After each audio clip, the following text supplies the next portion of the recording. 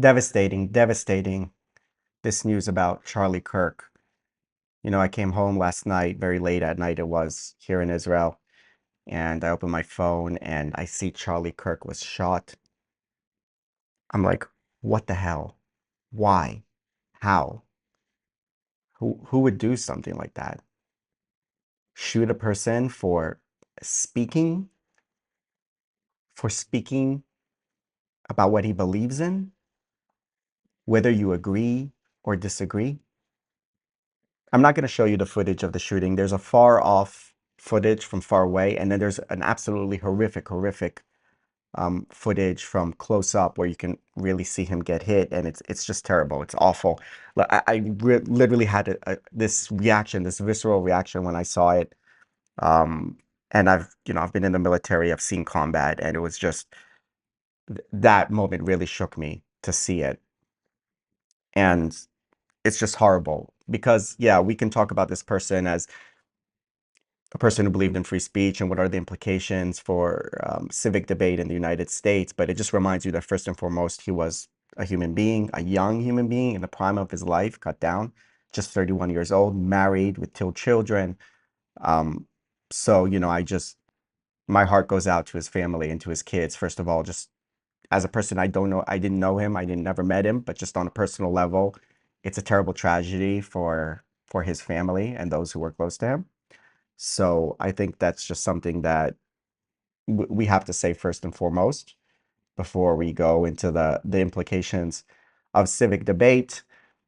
Personally, I had heard of Charlie Kirk and knew him as kind of a commentator, someone who was in the MAGA movement. And then recently, my algorithm had exposed me to him more because he was speaking out a lot in defense of Israel.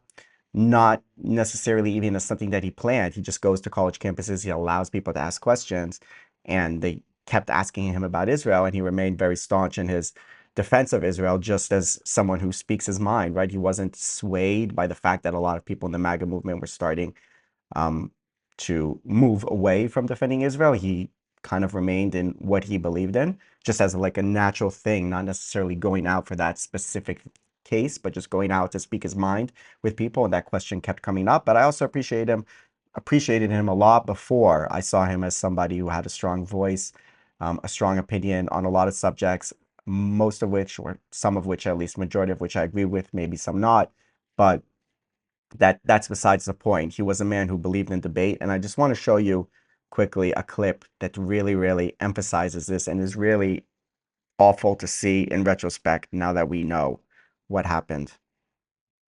Stop talking, really bad stuff starts. When marriages stop talking, divorce happens. When civilizations stop talking, civil war ensues. When you stop having a human connection with someone you disagree with, it becomes a lot easier to want to commit violence against that group. What we as a culture have to get back to is being able to have reasonable disagreement where violence is not an option. So true, so true.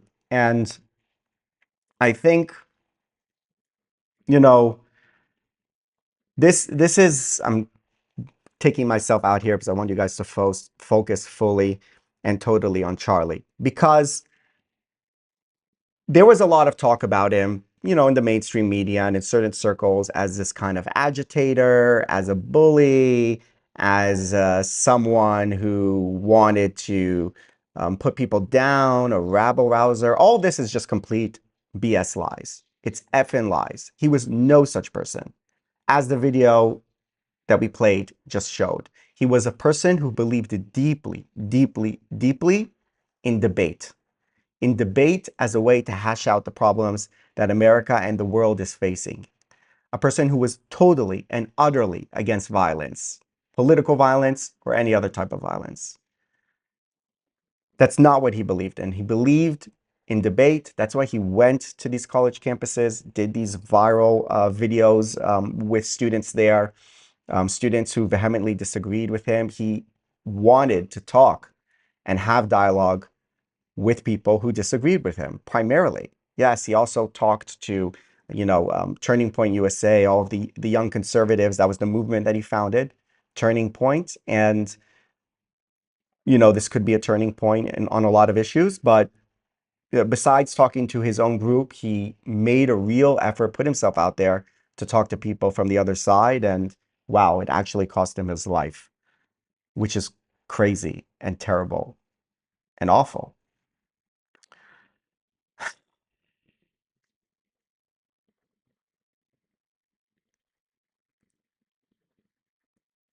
I don't know what to say. I really don't know at this point what to say. And to see some of the demonization keep going, we see some people in the comment section say good riddance, you Zionists, and things like that. Just like awful, awful comments. A man was shot. An innocent man was shot in a targeted assassination, in a premeditated murder. And you can say something bad about this person now? What the F is wrong with you people?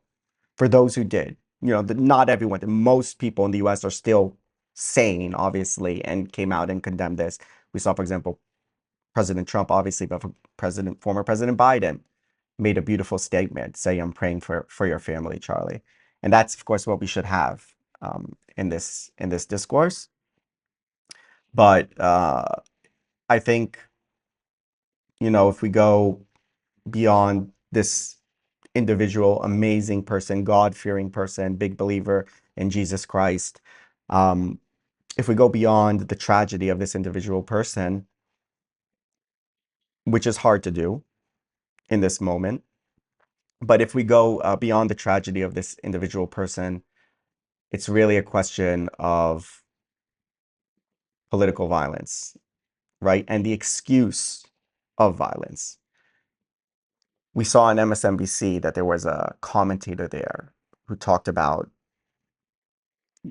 you know, how Charlie Kirk in his discourse was promoting hatred and things like that. And, hatred leads to actions. He said something to that effect. And I just cannot believe a mainstream someone, and this was like a senior analyst on MSNBC. Yeah, they're like a far left outlet to say this on the day that this guy is murdered, to talk about promoting hatred, that he promoted hatred, as if, you know, words lead to violence. Well, first of all, that happens on the other side. That happened, all the CNN and MSNBC spouting so much hatred to the other side, to the conservatives, that you can flip that argument very quickly. But it's kind of like this should be a clear moment where you understand that there's a big, big difference between speech and violence. All the difference in the world between speech and violence. And also between, you know, violence as it happens, for example, in a war, to targeted, intended assassination, or violence that happens in a certain context, like in a police shooting, maybe, where the police is under some type of threat, like what happened, for example, in the Michael Brown shooting, if you guys know, and other cases that have existed, right? Where, okay, yeah, people use guns, people use violence, but there's inside a certain context in the moment where it happens. Doesn't always mean that it's justified, and I'm not saying it is, but there's a big difference between something like that and something like this, where it's just premeditated, intended murder in order to silence someone. That is something different, you know? Like, different. I see people saying, oh, boo-hoo, what about the people dying in Gaza, or dying in Ukraine or something, or dying in the hood in the US? What the F does that have to do with this now? You know? Like, you can't just make everything into some type of body count all the time. Like you can't make everything into a comparison into another situation which is not the same. This is, I don't like what this person was saying, and I'm gonna go out and murder him, full stop. Because he's promoting hatred, supposedly. That's what this is about. That's what happened here. And that is extremely, extremely dangerous moment happening on, here in Israel, it's 9/11, which is crazy. I think in the US it was 10/11. Hopefully it was, because otherwise the symbology is just too powerful, as in a crucial, crucial moment in the history of the country. Anyway, that's all I can say right now. That's all I can get out right now. I'm very upset about it, um, because I came to admire this man and to watch what he had to say, and I really admired the way he held himself high and spoke. I thought he was a brilliant speaker, brilliant, very charismatic, and had some great true values, most of which I agreed with, and some not, but that doesn't matter. Part of the discourse, part of the good fight, kind of, and part of what makes America America, which is people, the battle of ideas through discourse. And to have him murdered like that is an absolutely disgusting and terrifying moment.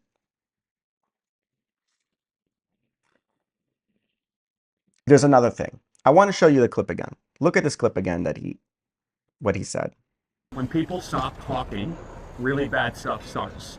When marriages stop talking, divorce happens. When civilizations stop talking, civil war ensues. When you stop having a human connection with someone you disagree with, it becomes a lot easier to want to commit violence against that group. What we as a culture have to get back to is being able to have reasonable disagreement where violence is not an option. I think he said there, when you stop seeing other humans, when you stop seeing them as humans. And I do think that part of that has to do with the world of social media that we live in. In the past, in order to hear someone speak, you literally had to go to the rally, or maybe you heard on radio and everything. I think today, in this era where everything is on a screen, it creates this level of surreal detachment from the person who's speaking. Like me speaking now, you forget that I'm a live, like living human being because you're seeing me through a screen.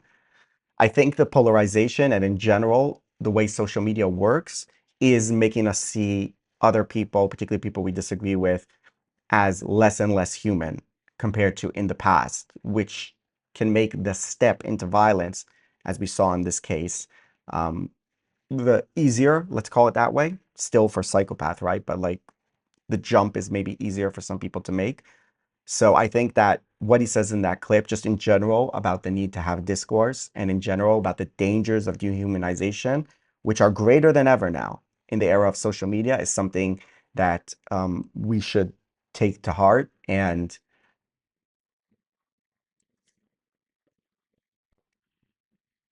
let's just learn some of the lessons. Like, let's listen to Charlie Kirk, please, in this moment. Let's listen to Charlie Kirk, please. Rest in peace.